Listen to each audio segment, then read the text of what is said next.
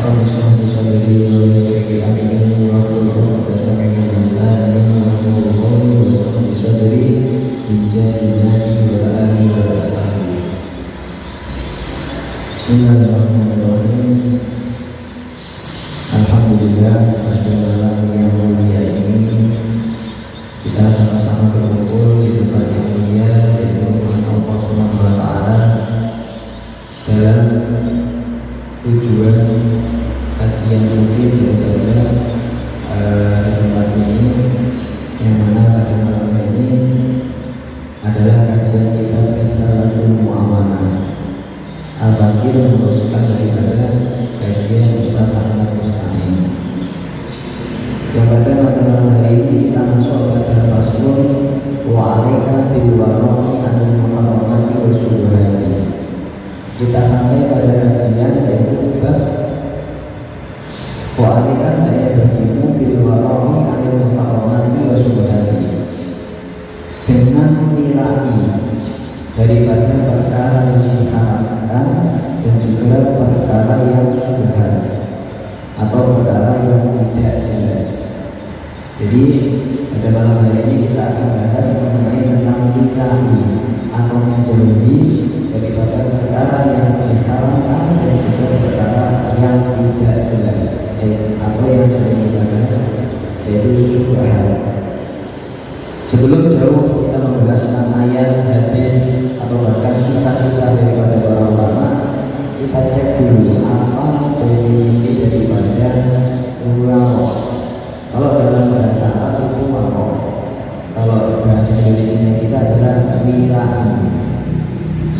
Satu ulama mengatakan al-waro wa huwa ibaratun anil ihtirasi an kulli ma fihi sarrun wa khilafun sa'iyun aw su'alun mudirratun bil hukmi ala haddi min duni ta'wil. Wirai atau waro ini adalah satu pengibaratan kita menjauhi dari setiap perkara yang di dalamnya ada suatu bahaya dan juga penyimpangan secara syariat, dan juga atau mungkin bisa perkara yang syubhat atau yang tidak jelas yang membahayakan. Tentu hal itu atas sesuai dengan ilmu syariat. Jadi wirai adalah menjauhi perkara yang berbahaya versi syariat. Ya, kalau bahasa kita menjauhi perkara yang haram, atau bahkan bisa perkara yang syubhat yang tidak jelas, masih remang-remang, kita belum tahu hukumnya. Itu definisi wirai. Dalam Allah Subhanahu wa Ta'ala, bukan maaf Allah, Nabi Muhammad SAW bersabda, "Kullu lahmin nabata min suhtin fannaru awla bih." Setiap daging yang tumbuh dari perkara haram, setiap daging yang tumbuh dari perkara haram, yang timbul muncul atau yang berkekuatan dari perkara haram, fannaru awla bih, maka neraka atau api lebih berhak kepada daging tersebut. Jadi begini para hadirin yang dirahmati Allah SWT, untuk masalah wirai ini banyak sekali perlu hal-hal yang diperhatikan. Ada wirai masalah makanan, ada wirai masalah pakaian, tapi bukan itu saja, masih banyak sekali. Ada wirai daripada maksiat, maknanya kita harus menjauhi daripada maksiat. Kita takut menjauhi perkara tersebut karena ada bahaya. Wirai dari maksiat bukan saja maksiat zahir, tapi juga maksiat hati. Seperti apa? Ujub, hasud, riya, dan juga penyakit-penyakit hati yang lain. Kita menjauhi sifat-sifat tersebut, tidak ingin ataupun takut melakukan sifat-sifat tersebut yang buruk-buruk tadi, itu juga termasuk wirai, menjauhi dari perkara yang berbahaya sesuai syariat. Karena jelas hal-hal buruk tadi muncul, hasud, riya, sombong, bahkan itu juga dilarang oleh Allah SWT, dilarang oleh syariat. Makanya itu juga termasuk wirai. Tapi pada malam hari ini kita tertuju dalam kitab Risalatul Mu'amanah yang dibahas adalah mengenai wirai tentang makanan atau perkara yang masuk kepada kita. Makanya Nabi bersabda, "Walakin nabat min sudin fanaru nabi."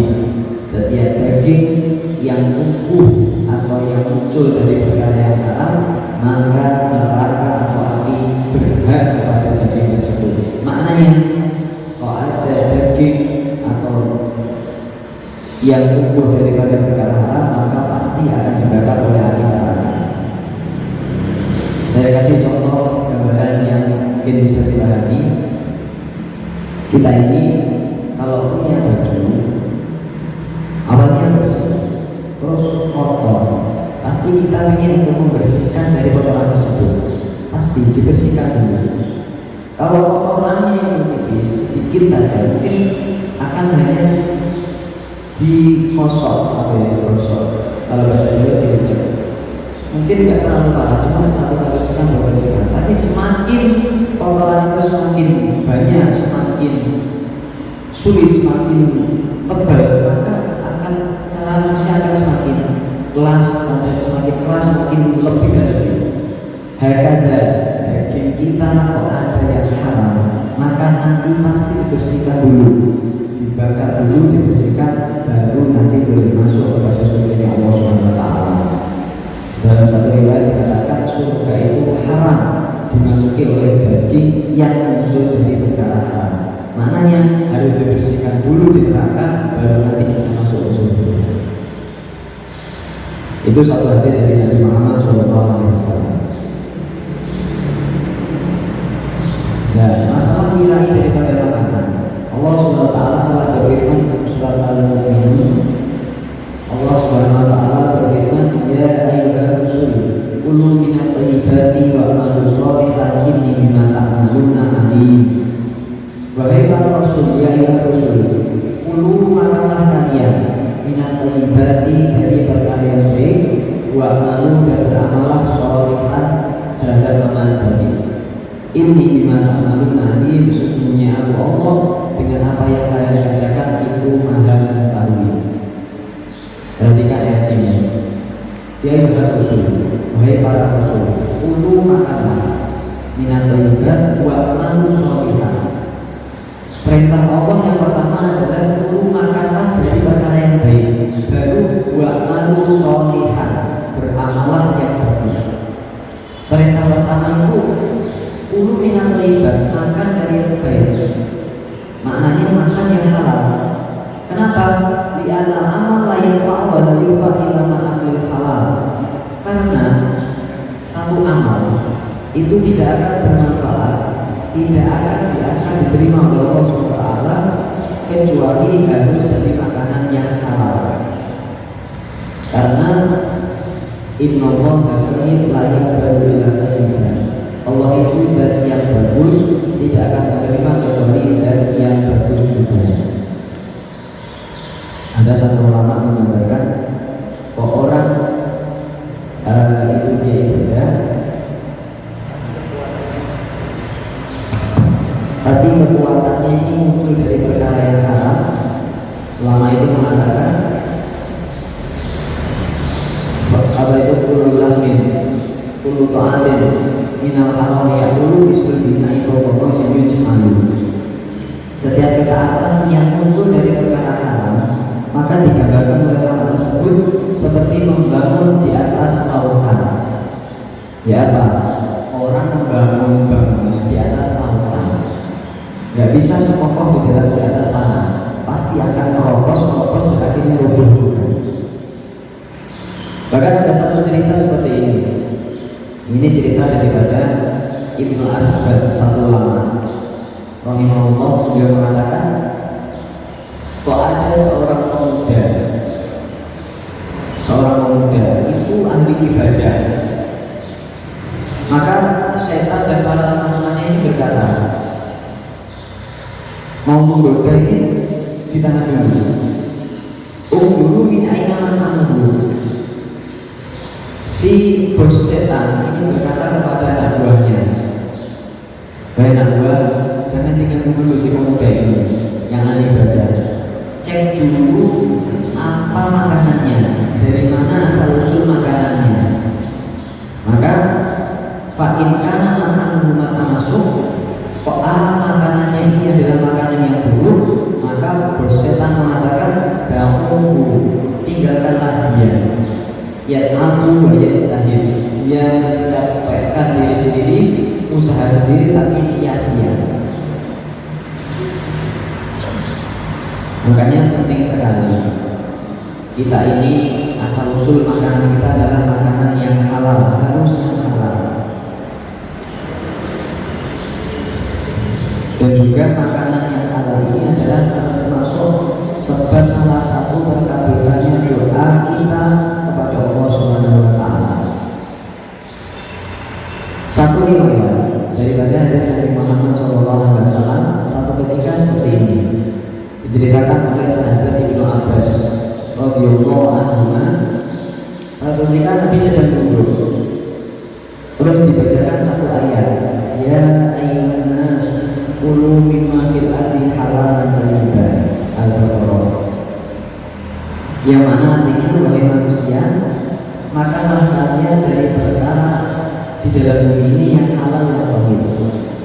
Maka sahabat yang bernama Sa'ad bin Abi Waqqas itu kita itu berdiri berkata kepada Rasulullah, ya Rasulullah, ud'ullaha yaj'alani mustajabad dakwah. Wahai Rasul, doakan saya ya, saya ini menjadi orang yang terijabah doanya.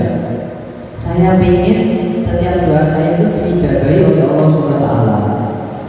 Maka apa jawab Nabi? Faqala ya Sa'ad, wahai Sa'ad, adimman amalan lakum mustajabad dakwah. Wahai Sa'ad, perbaiki makananmu, maka kamu akan menjadi orang yang diijabahi doanya. Walladzi nafsu Muhammadin biyadihi, dan demi nyawa Muhammad yang digenggamannya, maknanya di genggaman Allah, inna rajul la yaqifu al-luqma al-haram fi jawfi, sesungguhnya seorang lelaki yang melempar satu suapan yang haram di perutnya, fama yutaqabbalu minhu arba'ina yawman, maka lelaki tersebut tidak akan diterima ibadahnya 40 hari. Wa ayyuma abdin nabatalahu min as-suqi wa riba faqad, maka seorang hamba yang dagingnya tumbuh daripada perkara haram, maka neraka lebih dekat daripada dia. Perhatikan, kita ini sering berdoa, banyak sekali berdoa kepada Allah Subhanahu. Kalau bahasa Jawa itu kan ya ngomong sampai yang ini dungo, tapi berapa yang dikabulkan oleh Allah Subhanahu. Bukan kita setiap waktu, setiap saat berdoa kepada Allah, tapi apakah dikabulkan? Mungkin salah satu daripada yang menghambat doa kita adalah perkara yang masuk pada tubuh kita ini. Karena perkara yang masuk adalah perkara yang masih haram. Kita tidak peduli apa yang masuk pada kita, pokok nuruti sama nafsu, sama nafsu. Pengennya ini makan, pengen ini makan, tidak jelas. Makanya tadi babnya kita adalah minta dari perkara haram dan juga subhat. Oh mungkin gini, kalau perkara haram kita jelas tahu, tidak boleh mencuri. Tadi yang perkara subhat, tidak jelas, bukan milik kita ini, milik kita bukan, atau ini masih tidak jelas. Apakah hak kita bukan?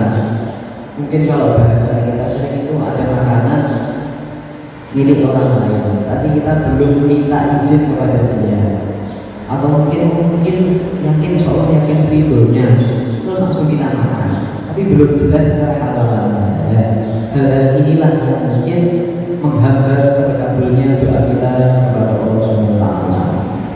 Maka sangat perlu diperhatikan, dan makan ini adalah hal pokok bagi kita, kebutuhan wajib kepada kita. Makanya sangat-sangat perlu diperhatikan, masuknya itu adalah harus perkara yang halal. Bahkan itu ada satu cerita pada zaman Sayyidina Umar bin Khattab radhiyallahu anhu, ada satu anak itu mengadu kepada Nabi, ya Rasulullah, apakah seorang anak yang wajib bagi orang tua. Jadi anak punya hak yang mana nggak tersebut berarti harus wajib dilakukan oleh orang tuanya. Maka dijawab oleh Nabi, ya ada banyak. Di antaranya disebut oleh Nabi, satu, harus dicarikan ibu yang soleh, yang solehah yang baik. Terus kedua, harus diberikan nama yang bagus. Dan juga harus dididik dari perkara yang baik, diberikan ilmu, diajarkan menulis dan membaca. Dan juga harus dicarikan perkara yang halal. Nah, anak ini mengadu kepada seambil pada Rasulullah, saya ini diberikan nama yang bagus. Itu kalau nggak salah namanya yang mana artinya itu adalah lalat atau kunggal. Masa nama kunggal?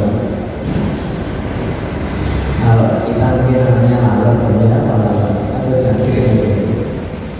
Ya, kalau dinamakan jangkrik. Itu sudah. Terus saya dicarikan ini orang solehah. Ya. Terus saya tidak diantarkan untuk belajar baca, saya tidak bisa, hal-hal saya tidak tahu. Dan yang terakhir, saya tidak dijadikan rezeki yang halal. Makanya anaknya ini tumbuh menjadi anaknya orang soleh. Ya, salah satu salahnya adalah si orang tua tidak dijadikan rezeki yang halal. Makanan yang masuk adalah makanan yang halal. Makanya penting sekali. Jadi kita tidak Allah SWT, kita itu mencari sumber kekuatan kita adalah sumber yang halal. Di dalam kitab Risalatul Ma'amanah juga dikatakan seperti ini. Wa'lam anna ya tanawalu al-halal subhan Allah yufiqo lil amali as-sholih. Kok ada orang yang memakan mengkonsumsi perkara yang haram dan juga subhan yang tidak jelas, maka sedikit sekali untuk bisa diajak ke perkara yang baik. Wa in wafaqallahu banin fala budda ayyuhil lahu min al-afati abadina. Kalau kok mungkin makanannya haram, tapi dia tetap bisa taat. Dohirnya nampaknya itu taat, tapi pasti nanti akan disodorkan di dalam hatinya penyakit-penyakit. Seperti dia mungkin taat tapi ria. Jadi gini, hadirin yang dirahmati Allah, Nabi bersabda, man akal halal atau al-jawari musa atas ada, wa man akal haram asal jawari musa ada. Siapa orang yang makan halal atau al-jawari musa ada, maka tubuhnya ini akan mau diajak taat, mau tidak mau. Diajak taat itu mudah, seakan-akan otomatis. Tapi waman akal haram, siapa orangnya yang makan haram, asal jawari musa ada, tubuhnya pasti akan bermaksiat, mau tidak mau. Tapi itu maaf, itu yang ahli korupsi, itu yang ahli maksiat, kok bisa umroh setiap bulan, kok bisa haji setiap tahun. Maka dipastikan dalam kitab Risalatul Ma'amanah, di hatinya mesti punya penyakit batin, mesti dia ujub, sombong, dia ria, ingin pamer, dia dan penyakit-penyakit yang lain, itu pasti. Makanya sangat penting sekali, sumbernya itu sangat penting. Jadi ini sudah rumus dari Nabi, jangan jangan diprotes. Rumusnya Nabi, kalau makanannya halal, itu biasa ibadah mesti enak. Tapi kalau makannya haram, otomatis pasti najarnya buruk. Kok bagiannya baik, pasti ada penyakit di dalamnya. Kami beri contoh seperti ini. Sumber air itu kalau sumbernya buruk, apa ya jawabnya itu bukan tergak, pasti nanti munculnya juga buruk. Tapi kalau sumbernya itu bagus, nanti juga bagus. Ya sudahlah, orang itu kalau makan yang bagus pasti diajak mereka, diajak ngaji semangat, baca Quran semangat, hadir pengajian semangat, jemaah semangat. Tapi kalau dia makannya itu sudah nggak jelas, sudah ngaji, sudah malas baca Quran saja, jadi Seperti itulah, karena sudah otomatis anggota tubuhnya kalau ada perkara haram sulit atau pasti ajaknya bermaksiat. Itulah nas atau rumus dari Nabi Muhammad SAW. Hadirin yang dirahmati Allah SWT.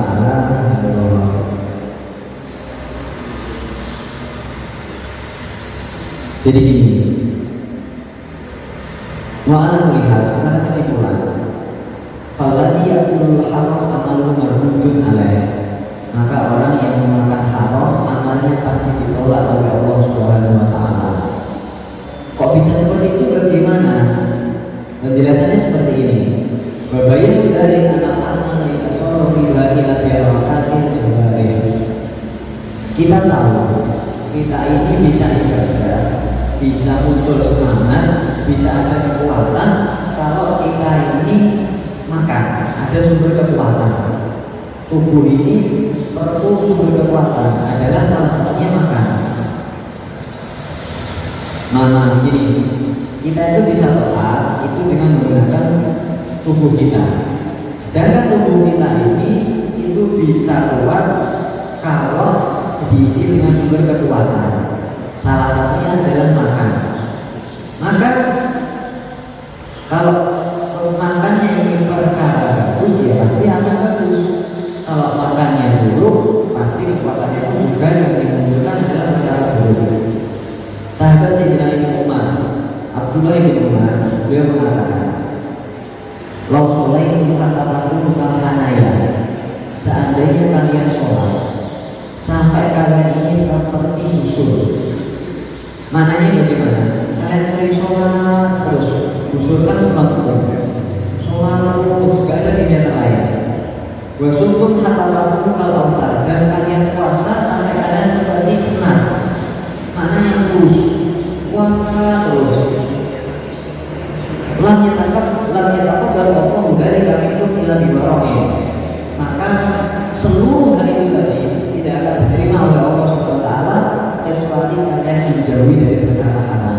Maknanya kalau kalian ibadah terus puasa setiap hari, puasa sehari kecuali hari yang diharapkan, sholat terus, misal sehari 1000 rakaat, misal 1000 rakaat, tapi kekuatan kalian muncul dari perkaraan tidak akan diterima oleh Allah SWT. Sudah sia-sia. Setan pun tidak ganggu. Setan malah istirahat. Ini agak membantu setan. Ya, membantu setan supaya ganggu kita. Ya Allah, inilah sumber itu kalau sudah terus seperti itu bahaya sekali. Makanya semoga Allah SWT kita diberikan kekuatan oleh Allah SWT supaya apa harta ataupun apapun yang masuk kepada diri kita semuanya halal beribadah. Ini kepada kita teruskan masalah apa wilayah ini. Ya Allah dikatakan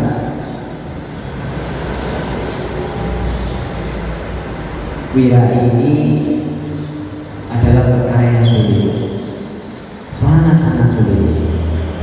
Yang mampu melakukan wilayah ini adalah orang-orang tertentu dan harus dilatih. Latihnya bagaimana? Latihnya itu harus dengan menerima apa adanya, menahan nafsu ini, mendidik nafsu untuk tidak tomat. Karena muncul kita itu berani mengambil haram karena hanya ingin menuruti syahwat kita, nafsu kita. Makanya caranya ya harus mendidik nafsu untuk menerima sabar, qanaah, menerima apa yang ada. Maaf, mereka orang-orang yang korupsi. Kalau ditanya, kalau kerja, mereka orang kaya juga, orang kaya. Tapi mereka terus pingin dan pingin, kurang. Makanya terus menerobos. Ya, kita ini yang kaya juga, tapi bagaimana kita punya sifat wilayah? Caranya itu kita sabar sedikit, menerima yang ada, tidak tepat pada orang lain. Sahabat Sahal bin Abdullah mengatakan, "Man lam yakun ma'ahu min halali lam yusab anil anqabi hijabun." Siapa orangnya yang makanannya ini bukan dari perkara halal, maka tidak akan dibuka dari hatinya satu penutup. Wala tanfa'u sholatu wala siyamu wala sholatu. Sholatnya tidak bermanfaat, puasanya tidak bermanfaat, sedekahnya juga tidak bermanfaat. Ya, terus sia-sia. Mama terus muncul pertanyaan. Saya melakukan perkara haram, uang saya haram, tapi saya sedekahkan bagaimana?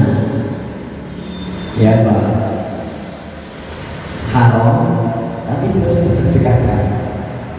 Kalau ulama memberikan fatwa, memberikan pendapat, ulama Sufyan Tsauri, man siapa orangnya pas anfaqa minal haram, berinfak dari perkara yang haram, fi ta'atillah, di dalam ibadah, dalam taat kepada Allah, karena tahara as-sawba bil burdi, maka orang tersebut seperti orang yang mencuci pakaiannya dengan kencing, dengan air kencing. Ya, apa baju dibersihkan dengan air kencing, itu bukan bersih lagi, malah tambah kotor, tambah tidak enak. Hakada pada orang dia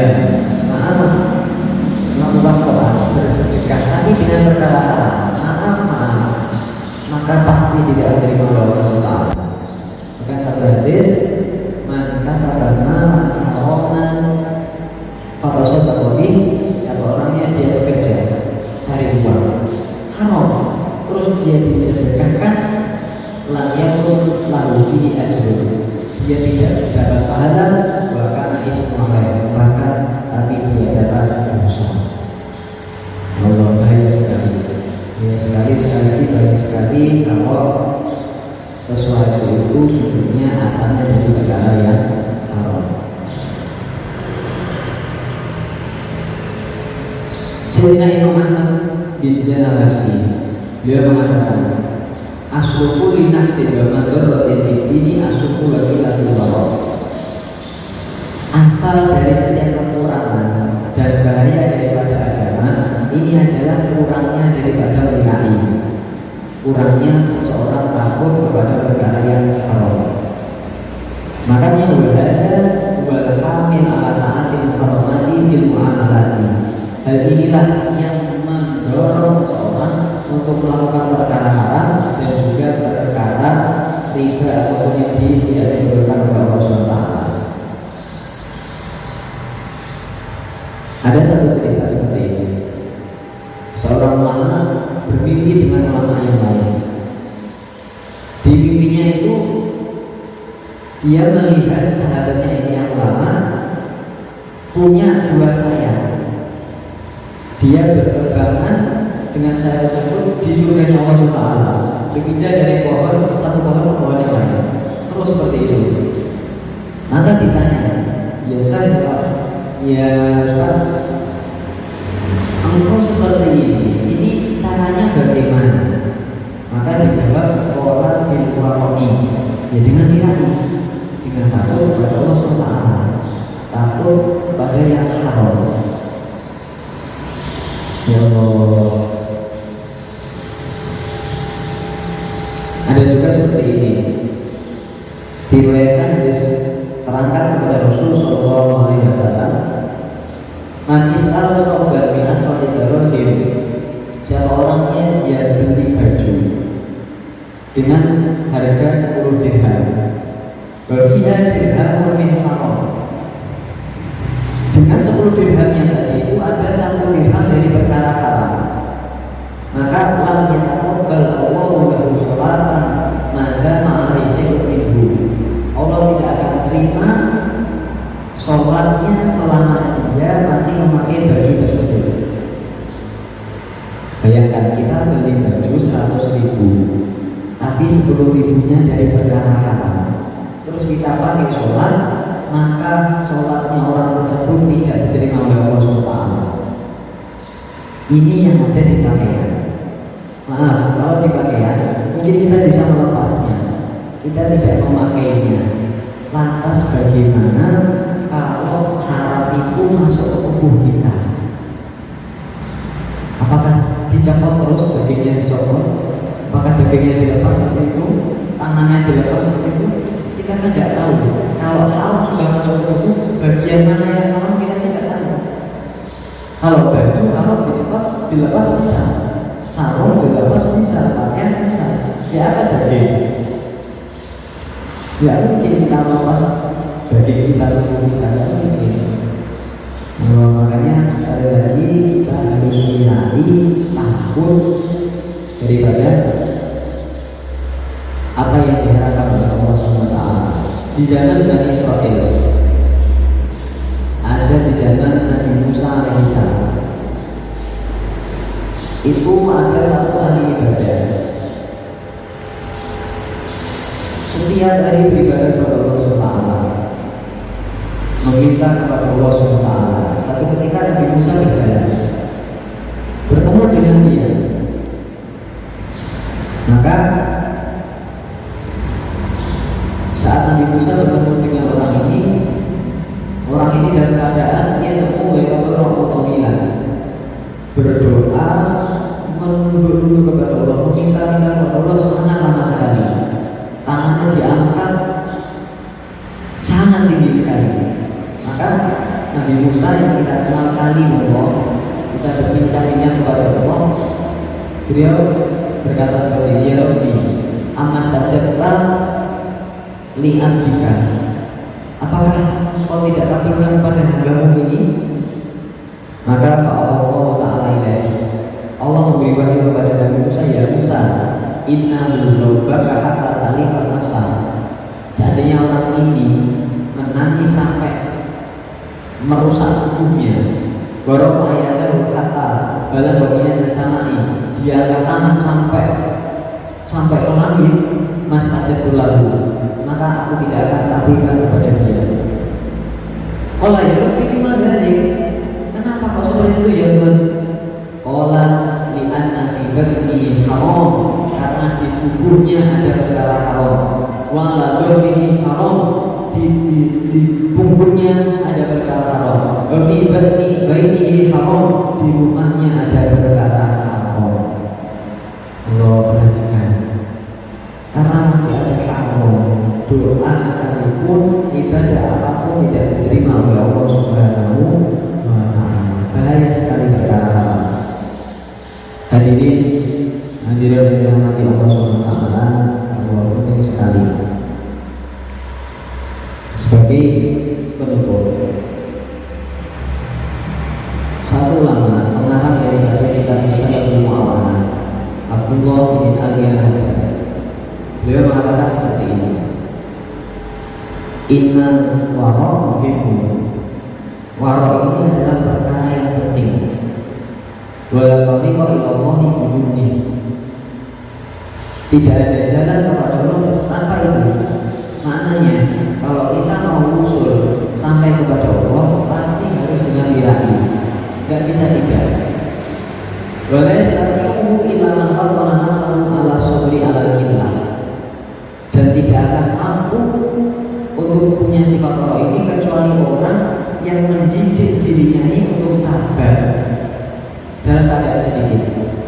Jadi cara mendidik diri ini harus menerima sabar atas keadaan yang sedikit. Wa qawla ta'ala bil misuti do menerima pemaaf dengan apa yang ada. Min ghairil tifatin ila sahwati, dari tanpa menoleh kepada syahwat-syahwat. Wala ta'rijil ala dan tidak singgah kepada kenikmatan-kenikmatan. Hidupnya gak pengen nikmat dan nikmat. Wala ini ila rohati, dan juga tidak condong kepada enak-enak. Hadal hukuman al usul ila rohi derajat. Inilah cara hukum bagi orang yang ingin sampai kepada terangkannya derajat.